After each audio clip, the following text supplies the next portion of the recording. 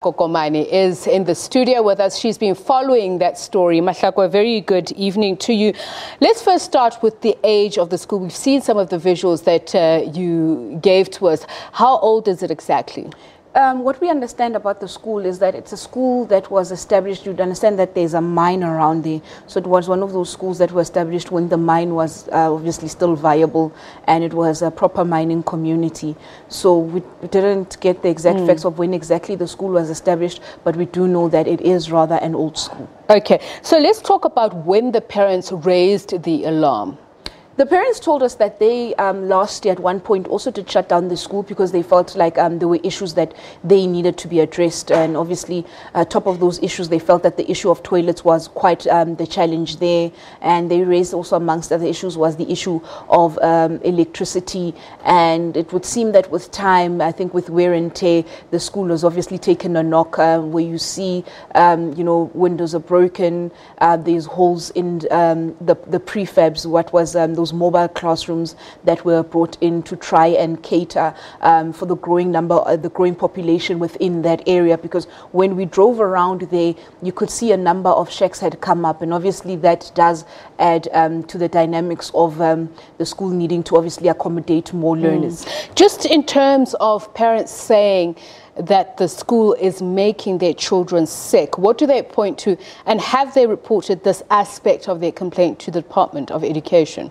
Yes, let me just also indicate that there was a meeting between the department and a task team of the parents in the SGB, and I think some of the leaders within the community.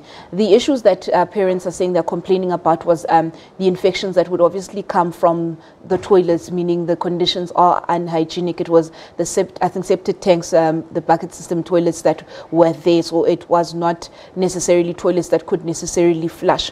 There is a structure in the school premises when you go in where you see toilets that are meant to be able to flush, but those are not working, and the department had said and had indicated to us that they were putting in they were trying to get water running in the school so that they will be able to fix that problem, so that toilets are able to flush, and perhaps also address that issue of hygiene. I know when we were speaking earlier on, you said the Gauteng Department of Education had said they consider some of the damage to be due to how old the school is and how old the infrastructure is. But what are they saying? Do they have the capacity, the resources to deal with these problems? We know yesterday, on Thursday evening, the MEC, Panyazali Sufi, had announced that they were sourcing about over 8 billion rand from the private sector to deal with infrastructure issues within the province. You know, obviously what happened in the Vaal a few weeks ago being an indicator that there are serious challenges.